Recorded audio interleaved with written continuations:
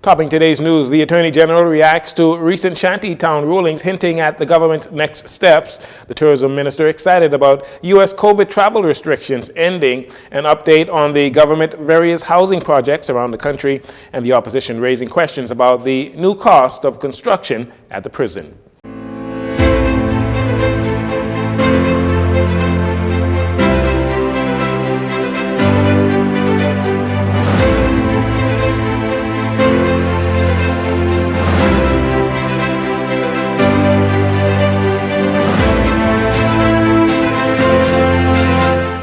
Good evening, Bahamas. I'm Jarino Saunders. This is your JCN Evening News. It's a pleasure to have you join us. A ruling last week by Chief Justice Sir Ian Winder that allows the government to demolish shanty town structures of only 2 homes in breach of an injunction caused outrage from the general public, with many Bahamians taking to social media calling the justice system flawed. The government was seeking a Supreme Court order to demolish more than 260 structures in New Providence and on Abaco that were built despite an injunction prohibiting such construction. However, the Chief Justice found that the people living in those structures were not properly notified of that injunction and could not be penalized for the breach. Meanwhile, Attorney General Senator Ryan Pinder clarifying that the action was specific to the injunction that was given in 2018. He says that does not stop the government from proceeding with demolition of structures that are in violation of the country's building regulations. That was specific to the injunction, which we wanted to proceed to test the injunction and test that matter in front of the courts. However, we certainly have every right to proceed with violations of the building regulations. We intend to proceed along that process. That has a notice process, and there are some prescribed requirements under the regulations that we have to follow. So we still are going to proceed under violation of the building regulations. Now, as to when the other structures will be demolished, Attorney General Pinder says that is up to the Unregulated Communities Action Task Force. Certainly, as far as the Attorney General's office is concerned, we'll put in the legal requirements and the legal processes to give the government the authority to proceed.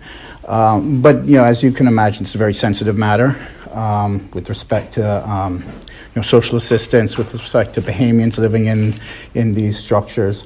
And the government's response to that. And all of those were in the remit of the committee. And I know they're actively working on that, especially in conjunction with social services. The Attorney General could not say at the time the number of unregulated homes that will be demolished. He says there must be an evaluation before a clear number can be presented to the public. With the United States COVID-19 emergency declarations coming to an end in just a week, the Minister of Tourism, Investments and Aviation, Chester Cooper, is excited for the potential increase in tourism numbers. Lyndon Pinley International Airport is also getting necessary improvements. Our Destiny Johnson has more in this next report. The United States of America will put an end to the COVID-19 emergency declarations on May 11, 2023, nearly 3 years after the U.S. imposed sweeping pandemic measures to curb the spread of the illness. Minister of Tourism, Investments and Aviation, Deputy Prime Minister Chester Cooper, telling reporters before the weekly cabinet meeting that this move by our neighbors to the north is extremely positive for the Bahamas and our tourism numbers. Overall, Bahamians can travel abroad. Overall, Americans can come to the country, our country, the Bahamas, and go back without having to be vaccinated, without any restrictions in terms of COVID protocols and requirements. The freedom and ease of travel for people everywhere is going to be extremely positive for the Bahamas. Persons coming from Europe who might wish to travel to the USA and onward to the Bahamas, for example, or the other way around, no longer need to be concerned about this. This will cause significant seamlessness in terms of travel to the USA, and I think this will be overall proof positive for the Bahamas. We're looking forward to the amendment. With the termination of the declaration, the minister expects a hike in the tourism numbers and an increase in the amount of persons traveling to the different islands in the country. Minister Cooper says although the government is mainly concentrated on the Family Island Airport redevelopments, the Lyndon Pinley International Airport is also receiving some upgrades to handle the influx of travelers. NAD, NASA Airport Development Company, was charged with the management of the airport. No doubt we're looking to the future in terms of its mid to long-term plans for expansion. Suffice to say, we're doing all we can to accommodate the record-setting numbers that we're seeing, arrivals and departures. We have expanded the arrivals area as best we can, adding additional cubicles for immigration officers. We're looking at certain technology that I'll speak to in due course, working with immigration and border control, etc., to see how we can minimize some of the friction, reduce some of the time for the benefit and experience of our returning residents and also our tourists. In January of 2023, the tourist arrivals amounted to 846,000, which represents a 33% increase over January 2019, when the country saw historic visitor arrivals.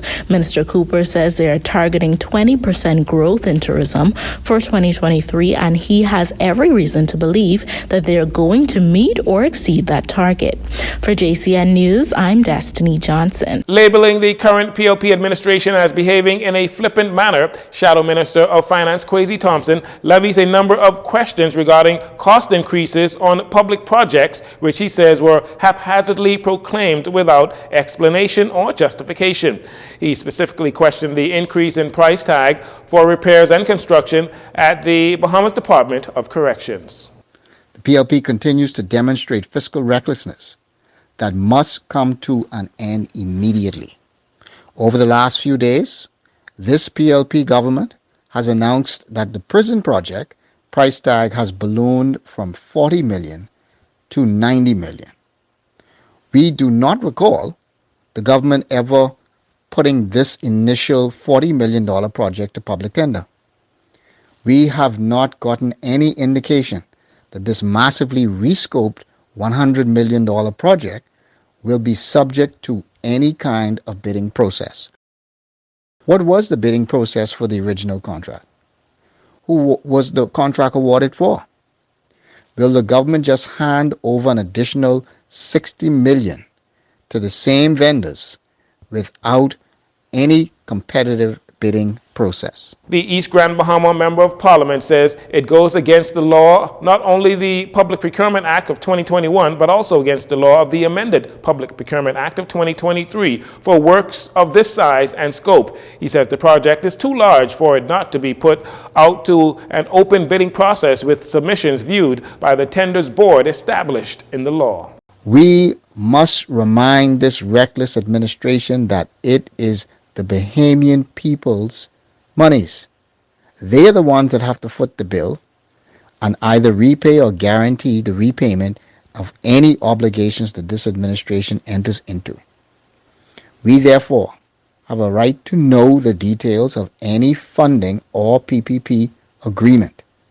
The Fiscal Responsibility Act that this government gutted for no reason, as well as the Debt Management Act, set and put in place fiscal planning and reporting requirements to avoid any government entering into financial commitments that do not serve the long-term fiscal stability of the country. We demand that the government provides an immediate, full, and frank accounting to the public on these matters.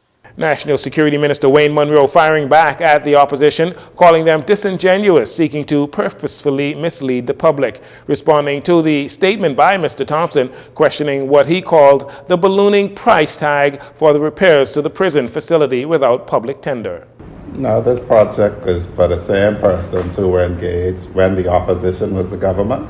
We met this in training. And so that's what's very disingenuous with those sets of folks. This was a project, as was indicated, that started with Dr. Bernard Nottage, that was continued under Minister Dames, and we met in the can on the table. The only issue was that it was with a model that was outdated. So the concept of steel cells, prefabricated cells, was something that began with Dr. Nottage, was continued by Minister Dames, and is being executed now. It was recently announced by Minister Monroe that the initial plans for a $40 million high to medium security prison block had to be readjusted to make way for a $90 million correctional institution that would include an administrative block, inmate housing, and a medical facility along with a virtual court. In its current state, the prison has received scrutiny from the international human rights community. Minister Monroe says this is no time for political games as lives hang in the balance. That this project started under Dr. Nottage, continued under Minister Daines, and is moving to conclusion now. We do not have the luxury of time to sit down and twiddle our thumbs while people are dying in our correctional facility, while every year the State Department of the United States of America rates our correctional facility as abysmal. And I had occasion to tell the Charge 8 Affairs that I don't take umbrage with that because that is the fact. And the UN rates our facility. So we don't have the luxury of time to play games. They could be well aware of where this project was at. If they don't know, unless they've fallen out with former Minister Marvin Daines, they could ask him. You know, I think he's still a member of the FNM. Minister Monroe also clearing up some misunderstandings as to how the $90 million will be used. He says the government will provide only $9 million upfront for the construction to construct the facility. Upon completion of the project, the remainder of the funds will be paid over a 10-year period. The government on the current proposition is paying $9 million? Yeah, $9 million.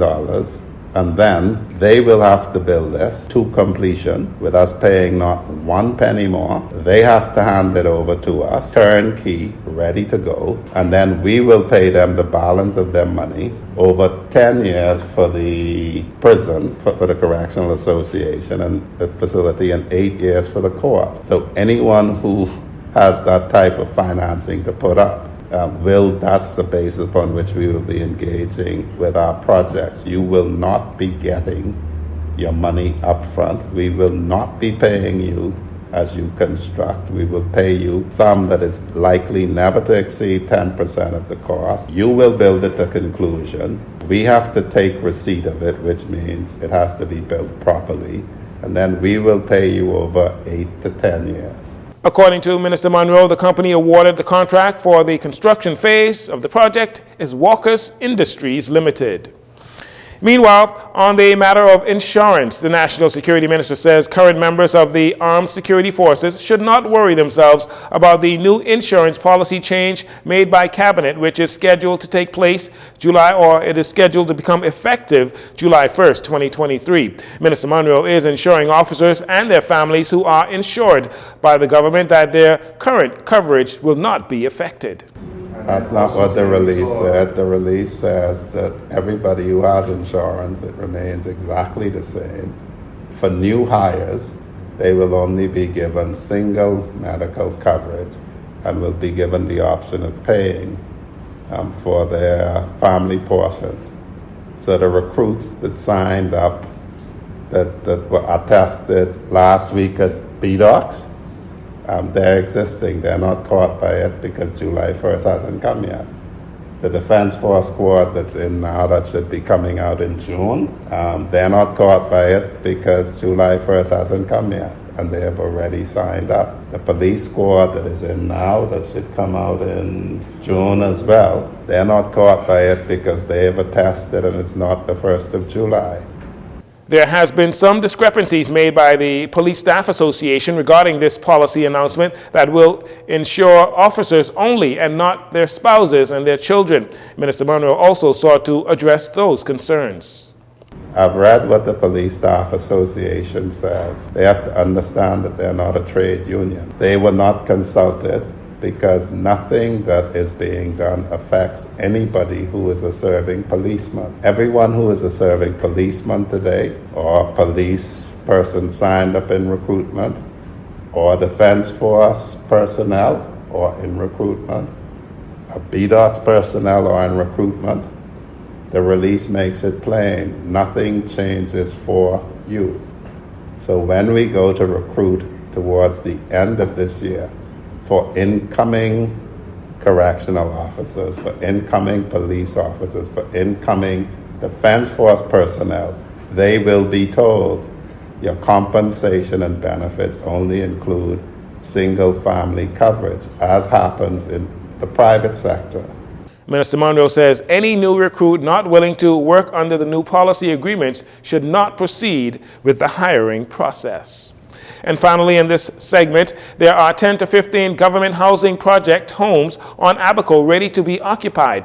Minister of Transport and Housing, JoBeth Kobe-Davis, says her ministry will attempt to move families in within the next few weeks, with infrastructure developments set to start in the summer. Although not as fast as she would hoped, the housing minister says development of another 11 lots is to commence within the next 2 weeks. So we have a milestone for Abaco, but because a lot of the land that we have there doesn't have infrastructure, that right there has slowed us down a great deal. We do have one project that is getting ready to start. That was the area where there was the domes. We were completing the roads in that area. So if you go there now, you'll see that we have roads, and you'll soon have the markings on the road. So that should get started soon. That's going to be the first phase, which is 11 homes, and then I think the other side is 21 lots, and so that'll be 21 homes. We do have some homes in the rent-to-own that we'll be putting people in soon. As for new homes here on New Providence, Minister Kobe-Davis says a number of homes should be available in the Carmichael Renaissance subdivision. She also gave an update on the next phase of the Pinecrest subdivision in southern New Providence. Here in New Providence, we have a lot of homes coming up in the Renaissance at Carmichael. We hope to have some soon. We're thinking maybe we can get a few in June, but I don't want to push it because the rain has been throwing off their schedule. Definitely, we have a lot of foundation. And Pinecrest, the phase 2, we're looking to start that as soon as possible. Minister Kobe-Davis says there are several homes built to roof on Eleuthera with plans to begin interior work soon. With respects to Grand Bahama, she says they have received approval for land purchases in Heritage Subdivision, explaining that if the land is not government owned, they must obtain approval before any works begins. The Works Minister says she hopes work picks up by mid-year so that there is more to celebrate by year's end.